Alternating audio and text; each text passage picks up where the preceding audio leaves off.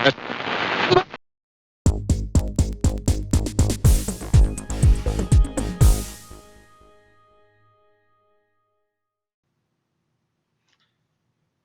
my name is Michael Golden, and welcome to Mayor's Ham Shack. We're here today to talk about Section B of the first part of the Technician License exam. And this part covers frequency allocation, emission modes, spectrum sharing, transmissions near band edges, contacting the International Space Station, and power output. There's 12 questions in this section, and we're just going to go through the first 12. We're going to talk about them, talk about each answer and why one is a better answer than the others. And then at the end, we'll just read the question, give you a few seconds, and then let you answer the question and give you the answer. That way you can use that part to help studying after you're kind of more fluent in everything. So let's go ahead and get started with the first one. We're going to jump right into this. And the first question is, which of the following frequency ranges are available for phone operation by technician licensees?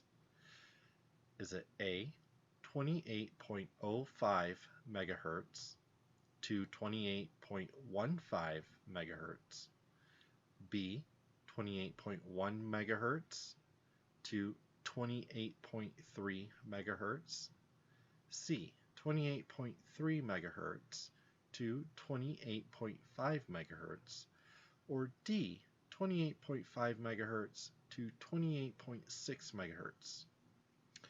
Now, before we go into this, like I said in the previous video, same here. A lot of these are just straightforward answers. There's not a lot to discuss on these. You're going to find a lot of the answers to these just by looking up the ARRL frequency chart.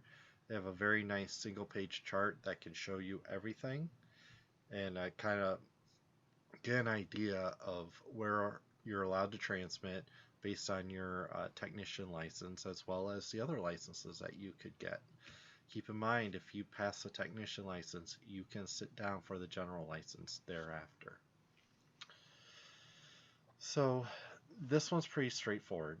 It's 28.3 megahertz to 28.5 megahertz. And like I said, that would be on the chart. It's in the Part 97 rules if you want to look it up in particular. But you are allowed some phone.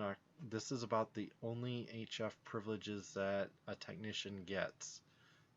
This is called the 10-meter band, and you can only use single sideband on it. Don't know why technicians can only use single sideband and 10 meters, because there are 10-meter repeaters out there for FM. We'll talk a little bit more about that as we go on through the tests. But for technicians, 10-meter band, only single sideband. If you don't know what that is, that's okay. You'll learn more about it as we go through the test. Next question. Which amateurs may contact the International Space Station on VHF bands?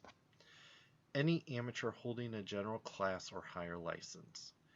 Any amateur holding a technician class or higher license. Any amateur holding a general class or higher license who has applied for and received approval from NASA. Or D, any amateur holding a technician class or higher license who has applied and received approval for NASA. So this might seem kind of difficult, but it's not. In a way, it's a trick question, because the NASA actually has no control over the FCC, and they don't have exclusive control over the ISS either. It's an international space station after all. They have a VHF repeater up there that you can use, and you can talk to astronauts. You can also use what's called the crossband repeater. So you talk up to it, it comes down, and you may be able to talk to another amateur radio person who is connected to that through their radio, and then you can have a quick QSO. It's great for making contacts. Satellite is a lot of fun. I've tried a little bit. It is difficult, especially early on when you don't have all the equipment that you might like. But it's very cool and something to look into. But like I said, this is a bit of a trick question. They want to trick you up. The simple answer is B, any amateur holding a technician class or higher license. And the simple fact is that the repeater that they're using is within the technician license band.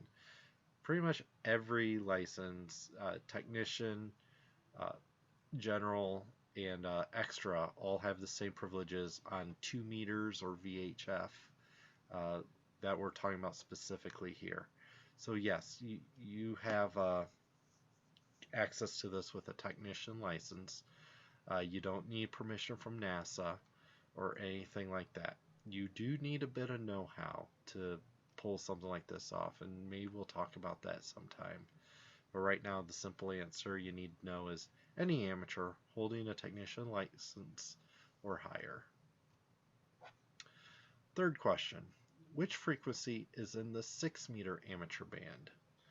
A, 49 megahertz, B, 52.525 megahertz, C, 28.5 megahertz, or D, 222.15 megahertz. So for this one, you do need to, again, go look at that ARRL frequency allocation chart. It'll give you a nice idea of all the different bands and kind of give you an idea of what each meter band and what frequencies are within that band.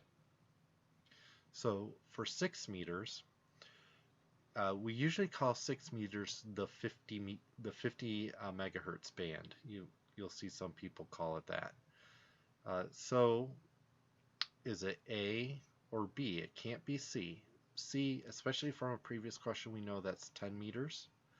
And D222, that is a different band entirely as well. So we easily eliminate those two simply by memorizing that ARRL frequency chart. Take a look at that, look at all the frequencies there, especially the ones that are technician licenses, and you'll get a good grasp for this pretty quickly. So again, which frequency is the 6 meter amateur band? 52.525. Okay, again, this is just a memorization question. It'll definitely help you to learn and understand that frequency chart, but you're not going to have that chart with you. So memorizing this question is going to help you more in passing the test. Which amateur band includes 146.52 megahertz? A, 6 meters, B, 20 meters, C, 70 centimeters, or D, 2 meters? This is a very interesting question because this is a very specific frequency. 146.52 is called a calling frequency.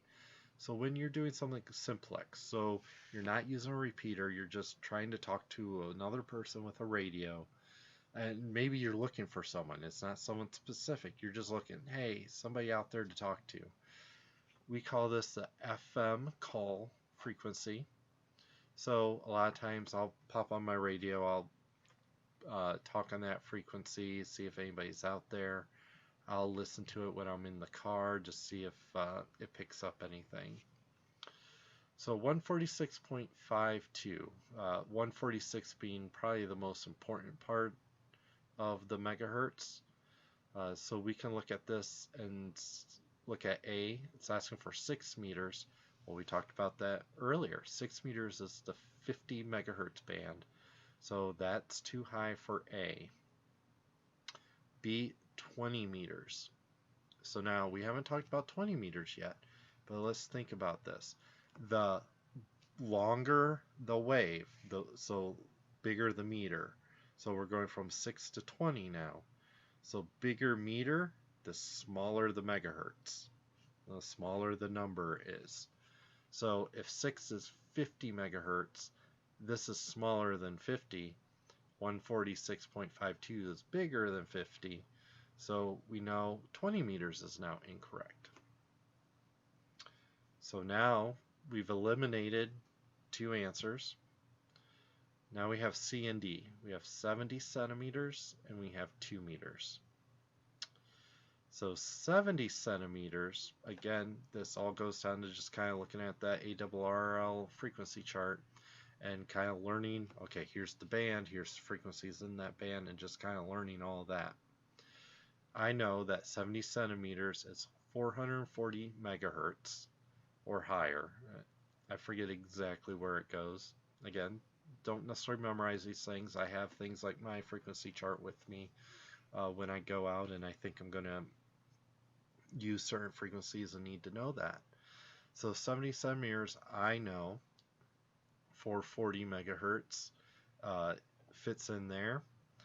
440 megahertz is way bigger than 146.52. So that leaves us with our last answer, 2 meters. Now, since we've talked a lot about meters and frequency, frequency is how fast the wave is moving. So how many waves can I fit in a 1 second interval versus how long that single wave is. So a 6 meter wave is legitimately 6 meters long. 2 meters is legitimately 2 meters long. In fact, during a certain pandemic that occurred, there was a little joke going around about 2 meters is we always maintain 6 feet because 2 meters is about 6 feet. So the correct answer is 2 meters. Number 5. How many amateurs use the 219 to 220 megahertz segment of 1.25 meter band? A. Spread spectrum only. B. Fast scan television only. C. Emergency traffic only. And D.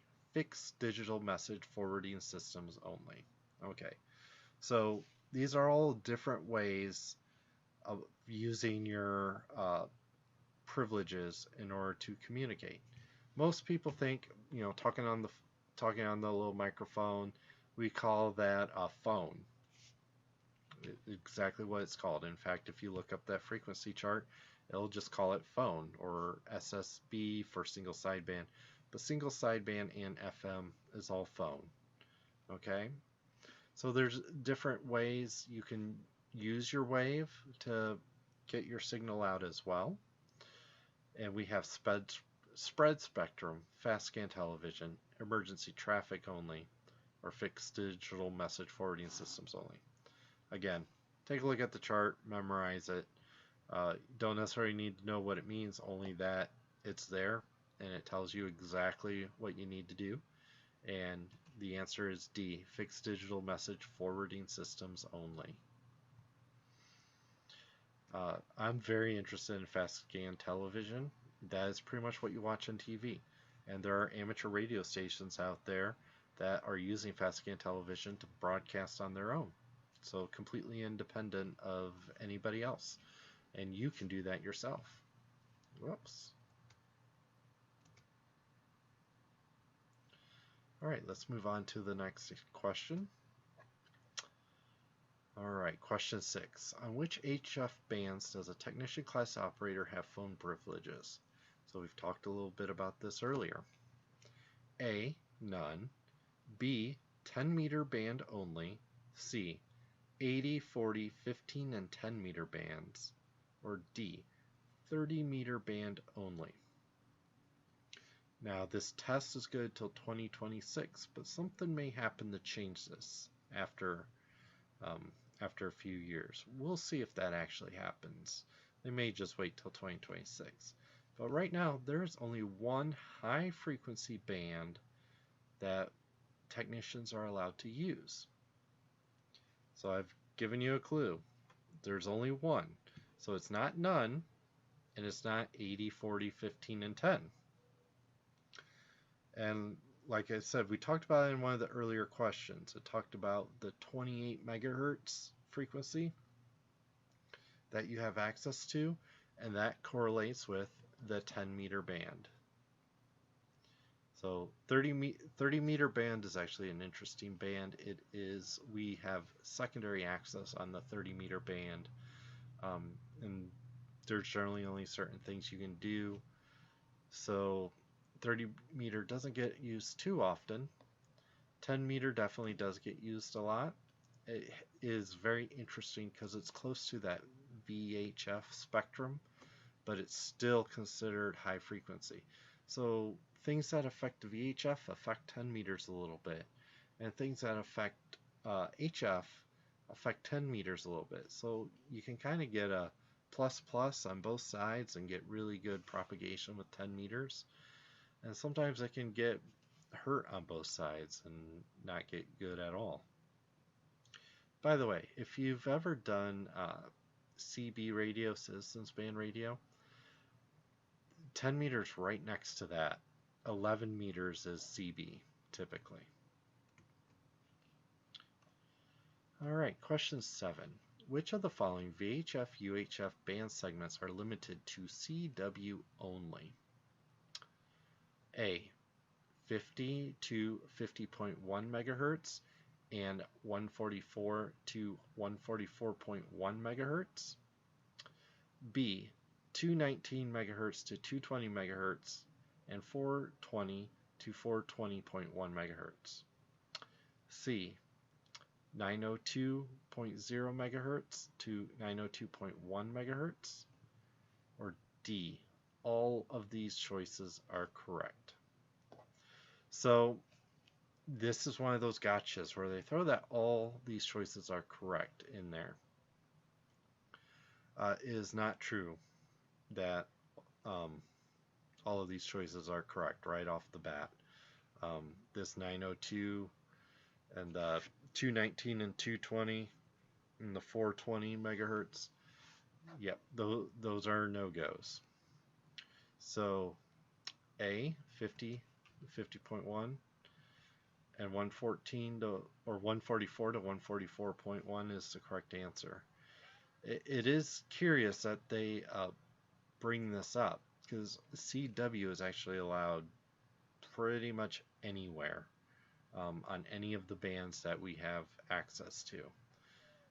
There's parts of it that are recommended you stay there, but for this 50 to 50.1, 144, they're only for CW.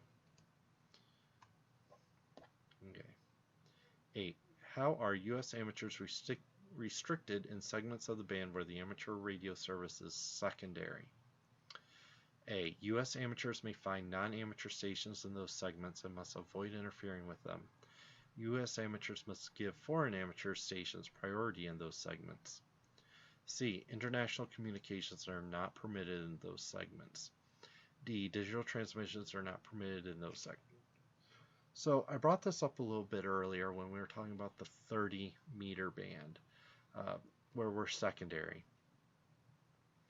Secondary means that, yes, we have access to it, we're allowed to use it, but we have to yield to somebody else who's not an amateur, who has primary access to it. So we have to make sure that before we start that radio, we make sure we hear everyone around us and make sure that we're not interfering with anybody else who is not an amateur. So when we look at these, let's start at the bottom here. D. Digital transmissions are not permitted in those segments. That is not true. In fact, there's a secondary area where only digital and CW are allowed. C. International communications are not permitted in those segments. That is not true. You can make international or DX contacts in a secondary band, unless explicit. There's a lot of little caveats that you kind of have to look out for. The frequency band explains those a little bit, and there's other laws which in later question pools we will discuss more about that. B. U.S. amateurs must give foreign amateur stations priority in those segments.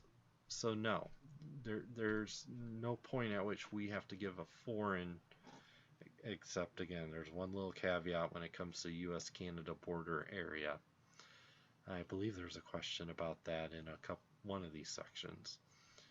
So the correct answer is A. U.S. amateurs may find non-amateur stations in those segments and must avoid interfering with them. So yes, you can use these bands, but you need to make sure that you're not interfering with anybody else.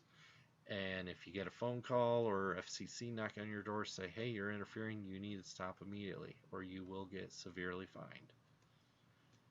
Correct answer is A.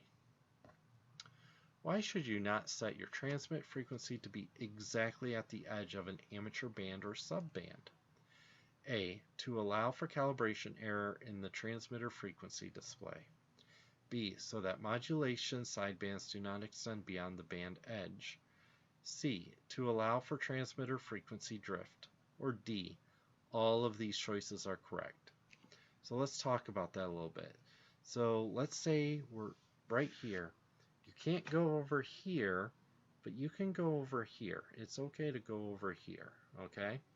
So if I plop right on there, if my radio is not quite up to snuff, I may actually be over here a little bit, and that is illegal. I am breaking the law, and I can be fined for that.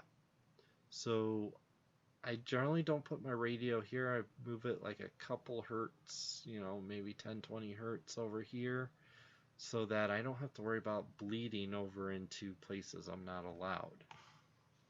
So B, so that modulation sidebands do not extend beyond the band edge. So the modulation sidebands, like if FM, if single sideband goes on one side, okay? FM, on the other hand, you're on the center there and you get both sides. So if I put an FM on here, I'm not allowed on this side, I'm breaking the law. Even if I'm right on it, because my modulation is going over here. You can also overmodulate, especially if you're doing too much power. So that's one thing you got to keep in mind. And C, to allow for transmitter frequency drift. Again, moving from that line there, right there, I'm going over this way, I'm okay, but if I drift a little bit over that way, not so much. And my radio has drifted a little bit, especially older radios. As they're trying to connect and things like that, they kind of drift a little one direction, so you don't want to accidentally get over there. If you go a little bit over there for a second or two by accident, are you going to get fined? Probably not. The general rule of thumb is if you acknowledge that you made a mistake and move on immediately, you're generally going to be okay. But if you just sit there and you know what you're doing and you're just going hours and hours and hours in a band segment that you're not supposed to be in, you will get in trouble. And there are plenty of amateur radio operators who will seek you out. They'll knock on your door and let you know, hey, stop doing that. Notice this here, you need to get that fixed, or usually they'll help you too. But if you keep doing it and you keep causing problems, and especially if you slide into a commercial space, the FCC will come find you and they will fine you. So the correct answer here is all of these choices are correct. Number 10. Where may SSB phone be used in amateur bands above 50 megahertz? So A, only in subbands allocated to general class or higher licensees. B, only on repeaters. C, in at least some segment of all of these bands. Or D, on any band if the power is limited to 25 watts. Okay, let's go and talk about this a little bit.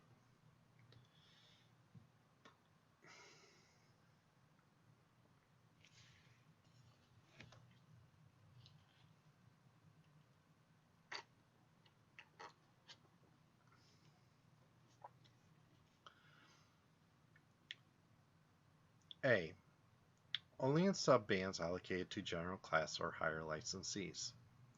So what this is telling you is saying it can be done if you have general class. You can go into that little part of the band that is for SSB, but only if you're general class. That one is not true because generally we as technicians have the same the same access as general and extra above 50 megahertz.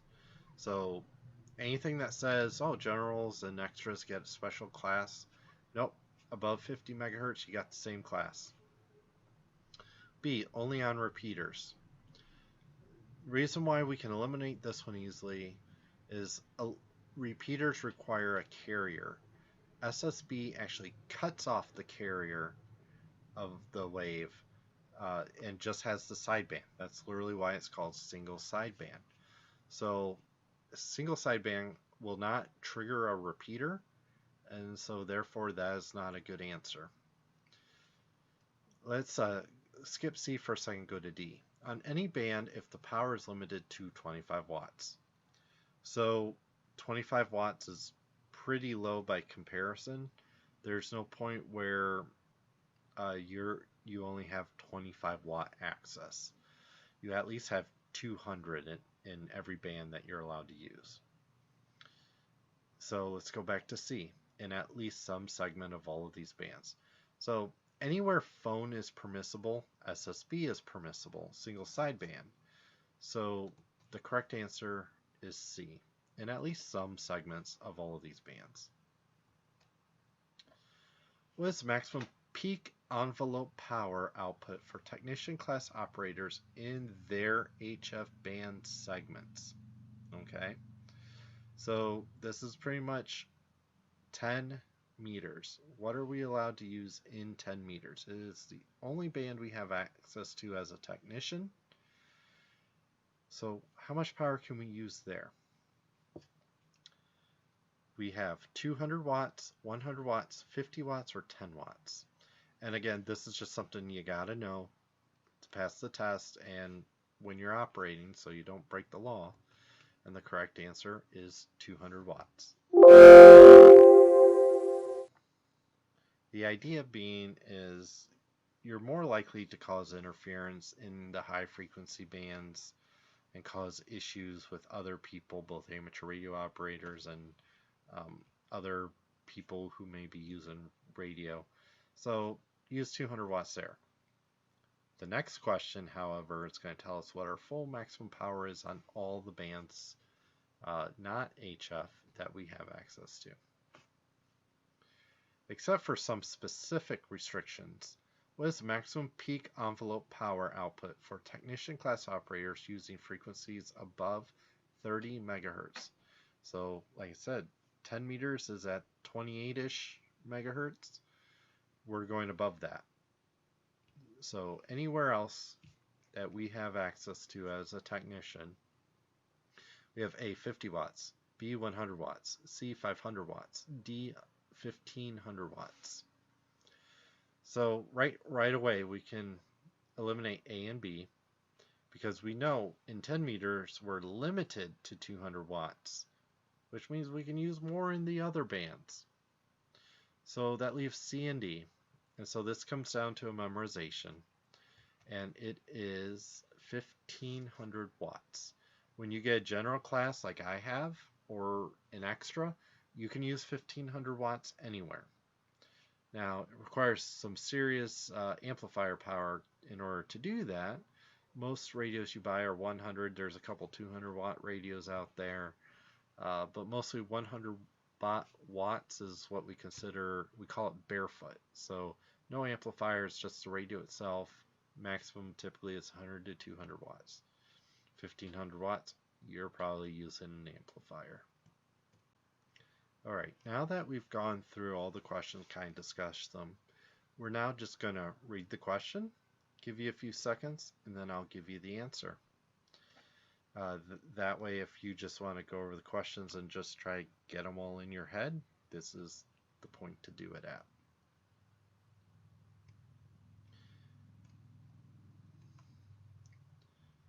Question 1. Which of the following frequencies ranges are available for phone operation by technician licenses? A. 28.05 MHz to 28.15 MHz. B. 28.1 MHz to 28.3 MHz. C. 28.3 megahertz to 28.5 megahertz. D. 28.5 megahertz to 28.6 megahertz. And the correct answer is C. Which amateurs may contact the International Space Station ISS on VHF bands? A. Any amateur holding a general class or higher license. B. Any amateur holding a technician class or higher license. C. Any amateur holding a general class or higher license who has applied for and received approval from NASA. Or D. Any amateur holding a technician class or higher license who has applied for and received approval from NASA.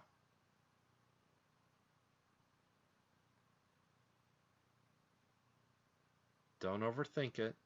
The correct answer is B. Any amateur holding a technician class or higher license. 3. Which frequency is in the 6 meter amateur band? A. 49 megahertz. B. 52.525 megahertz. C. 28.5 megahertz. Or D. 222.15 megahertz.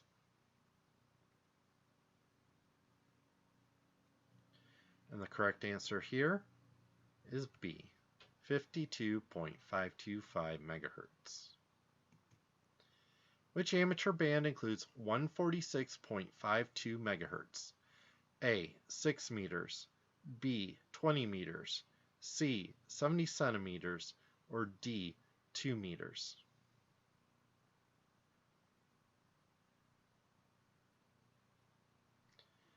The correct answer, 2 meters.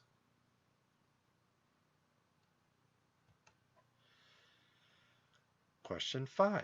How many amateurs are the Question 5.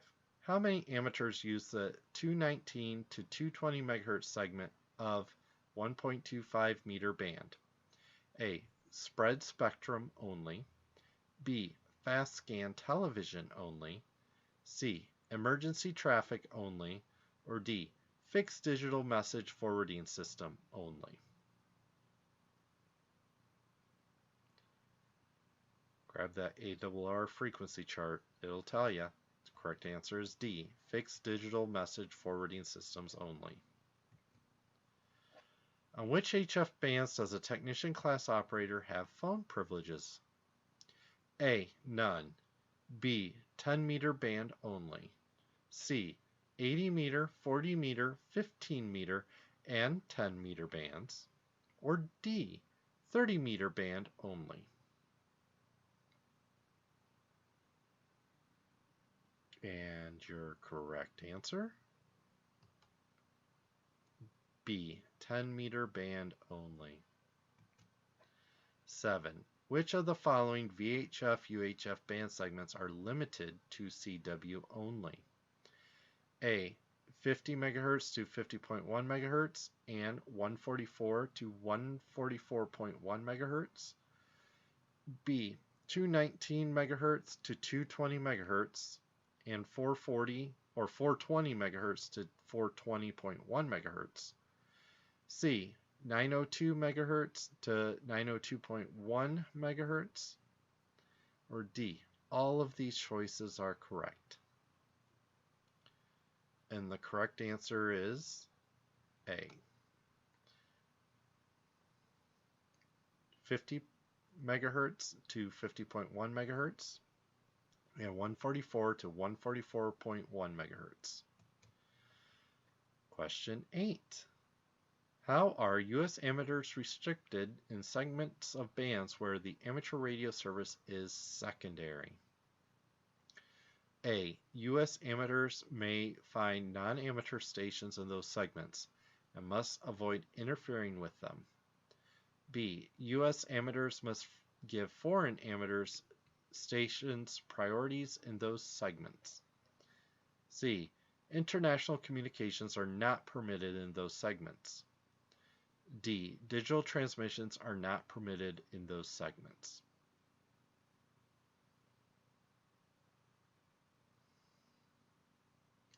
And the correct answer is A. U.S. amateurs may find non-amateur stations in those segments and must avoid interfering with them. Number 9. Why should you not set your transmit frequency to be exactly at the edge of an amateur band or subband? A. To allow for calibration error in the transmitter frequency display. B. So that modulation sidebands do not extend beyond the band edge. C. To allow for transmitter frequency drift. Or D. All of these choices are correct. Correct answer is D. All of these choices are correct. Number 10. Where may SSB phone be used in amateur bands above 50 MHz? A. Only in subbands allocated in general class or higher licensees. B. Only on repeaters. C. In at least some segment of all of these bands. Or D. On any band if the power is limited to 25 watts. Correct answer? C. In at least some segment of all of these bands. 11. What is the maximum peak envelope power output for technician class operators in their HF band segments? A. 200 watts. B. 100 watts. C. 50 watts. Or D. 10 watts. And the correct answer is A. 200 watts. Number 12, last question. Except for some specific restrictions, what is the maximum peak envelope power output for technician class operators using frequencies above 30 MHz? A. 50 watts. B. 100 watts. C. 500 watts. Or D. 1500 watts. And the correct answer is D. 1500 watts. Thank you so much for joining me. I hope you enjoyed this video. I hope you get some use out of it. Again, if you have any questions, you're welcome to email me, km8yor@mayoronline.net. Thank you and have a great day.